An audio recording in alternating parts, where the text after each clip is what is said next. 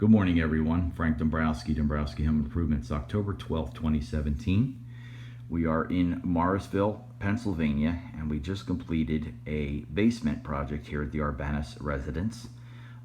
We completed this in about a 6-week time frame. The basement measures around 1,000 square feet. What we're looking at is the entrance down to the basement with a custom oak railing with wrought iron balusters. Walking through the electrical panel, finished off with a door, hinge door, and trim, matching handle to the wet bar, which we're going to work our way around to very shortly. You'll see a number of wires hanging from the ceiling. At this point, the customer had us install Cat 6 and a bunch of communications cables for networking throughout the house, as well as down here, surround sound, and also HDMI cables in 2 locations. What we're looking at is the back end of the basement, and here in this opening is where the sound system rack unit will be installed. That's actually originally under the steps, and you can see all the Cat 6 and networking and sound cabling, which the customer is going to terminate on his own. That's his little hobby. Here. Egress window, 48 by 48 gelled wind slider, installed by my subcontractor Egress Systems out of Pipersville. Craig comes in and does a 1-day installation. This includes a dry well, which the pipe leads all the way over to the sump pump.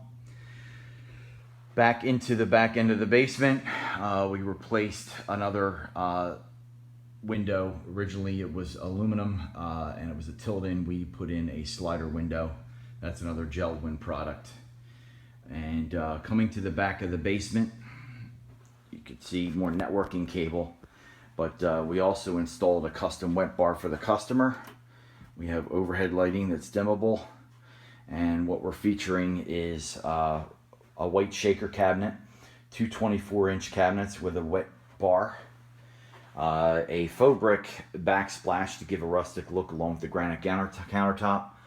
We have 2 cabinets on either side. They're 21-inch by 30, finished off with a light rail and a crown molding, and then the center cabinet is a 30-inch with a wine rack below. The sink for the bar is finished off with a Delta faucet, and then underneath we have the pump system that will take the water from the drain and pump it out into the waste line in a remote location. As that reservoir fills up, the sensor keys the pump and sends all the wastewater over to the main drain line. We have the HVAC utility room. Basically, we have the water heater and HVAC system in here. Here's one of the taps into the plumbing. This one is for the wet bar. And that line coming in overhead is from that pump that will bring the wastewater down into the main line. Basically, this particular room will just be used for storage. Coming around off to the side, this is the access to the audio and video underneath of the steps. Once again, a lot of cabling and a lot of terminations need to be done by the homeowner. Like I said, that's his hobby, so he's going to have fun doing that. These 2 doors are going to provide access to the HVAC utilities. This one provides access to the front of the heater, okay, so they can change the filters and service it as needed, required by code. And also, coming around, we have access to the water heater as well. Okay, we have a 3-way switch in here actually that will turn on the lights from either entrance. And basically just a Bradford white water heater, which is highly recommended because of their recovery rate. I haven't found a water heater installed anywhere that has a better recovery rate and reliability. Powder room, we're looking at a 5 by 10 in the powder room. Tile installation, vanity, Delta faucet, sconces and mirror, and toilet. This particular bathroom, we also ran plumbing under the slab and under the tile for a future shower installation should the customer wish to do that. The drain is already there. They would just have to break up part of the concrete and access release that and bring it up through the floor. And this particular area is serviced by a maceration pump. That would be in the pump room over here next to the bathroom.